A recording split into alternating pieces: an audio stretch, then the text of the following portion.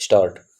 महोदय, संसार में अब जबकि एकमात्र महाशक्ति अमेरिका का वर्चस्व स्थापित हो चुका है, ग्रुप 15 के सदस्य विकासशील देशों पर उसका प्रकट तथा अप्रकट दबाव इतना अधिक है कि उनके शिखर सम्मेलन की आवाज अरण्य रोदन से अधिक नहीं है।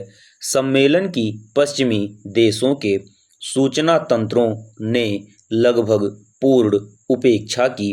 वैसे भी उसमें ग्रुप 15 के सब देशों के शासनाध्यक्ष उपस्थित नहीं हो सके। कुछ शासनाध्यक्ष संयुक्त घोषणा पत्र जारी होने से पहले ही भारत से लौट गए। अंततः जो घोषणा पत्र जारी हुआ है उसमें ठोस संकल्प की कमी मालूम पड़ती है।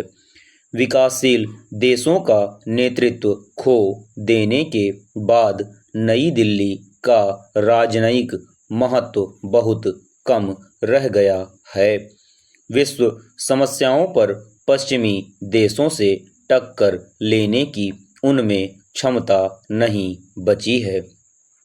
इन सब कमजोरियों के बावजूद सम्मेलन के घोषणा पत्र में सदस्य देशों ने अपने इस संकल्प की घोषणा की है कि वे विश्व व्यापार के लिए गैट संधि के अंतर्गत प्राप्त सुविधाओं तथा संभावित लाभों को पश्चिमी दुनिया के समृद्ध औद्योगिक दृष्टि से उन्नत तथा विश्व व्यापार पर हावी कुछ देशों के एकतरफा और मनमाने कदमों से छीनने नहीं देंगे।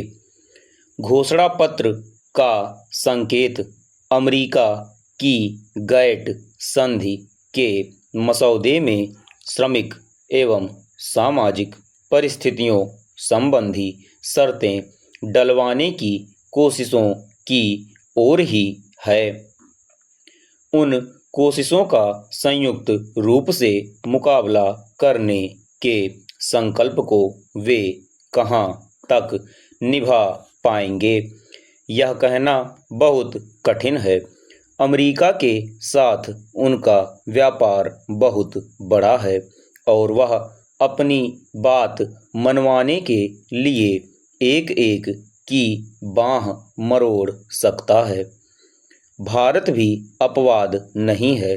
उसने अतीत में भी ऐसा किया है, जबकि भारत को बौद्धिक संपदा और पेटेंट संबंधी अमेरिकी प्रस्ताव मानने के लिए बाध्य होना पड़ा था।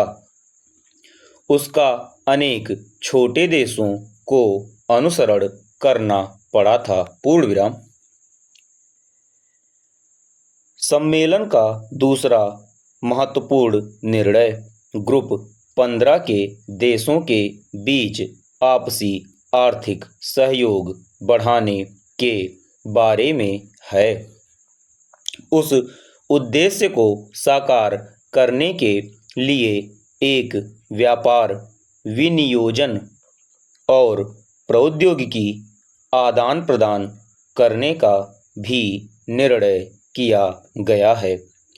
उद्देश्य बहुत नेक है, लेकिन सदस्य देशों के बीच भौगोलिक फासले इतने अधिक हैं और अर्थव्यवस्थाओं में इतनी भिन्नता है कि इस दिशा में द्रुत प्रगति की आशा करना ही बेकार है।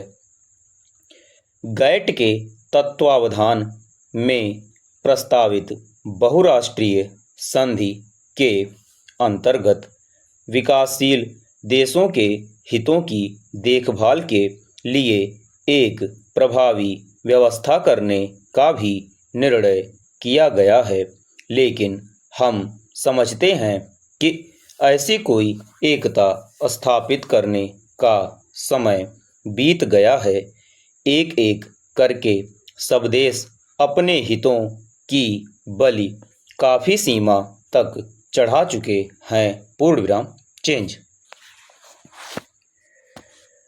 मनुष्य का स्वभाव है कि वह अपने जीवन में थोड़ी सी उन्नति पाकर संतुष्ट नहीं होता, थोड़ा पाकर चुप नहीं रहा जाता। वह लोभ में अधिकाधिक पाने की कामना से प्रेरित हो और भी उन्नति करना चाहता है और भी पाना चाहता है। कभी कभी व्यक्ति थोड़ी धन संपत्ति से संतुष्ट नहीं होता और अधिक प्राप्ति के लिए प्रयत्न करता है, लेकिन बहुधा इस प्रयास में असफल भी होता है। इतना ही नहीं, उस बहुधा को पाने के चक्कर में जो अपने पास है उसे भी खो देता है। क्रोध का अर्थ गुस्सा अथवा कोप होता है। यह एक मनोविकार है जो किसी अनुचित कार्य, अपकार आदि से अथवा उनकी संभावना एवं आशंका से उत्पन्न होता है और अन्य व्यक्ति को अपकार की प्रेरणा प्रदान करता है। क्रोध वस्तुतः मन की एक विकासपूर्ण अवस्था है जो शरीर एवं स्वास्थ्य पर भी प्रतिकूल प्रभाव डालती है।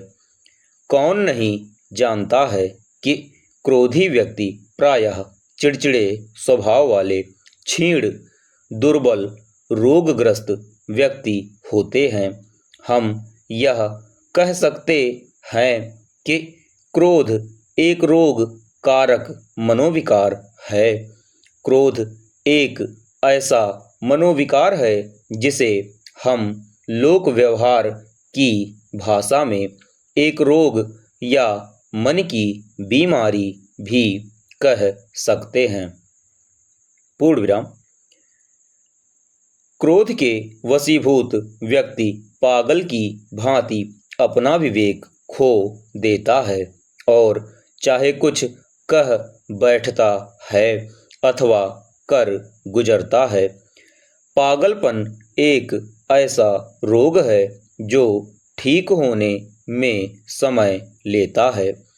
क्रोध का आवेग अपेक्षाकृत कम अवधि तक रहता है। समझाने बुझाने से, विवेक जागृत होने से, परिवेश एवं वातावरण बदल देने तथा कभी कभी तत्काल पानी पी लेने अथवा भोजन कर लेने से क्रोध शांत हो जाता है।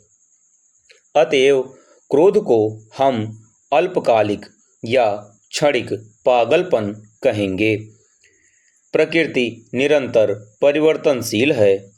प्रकृति नित्य ही सुंदर पुष्पों से अपना सौंदर्य सजाती है।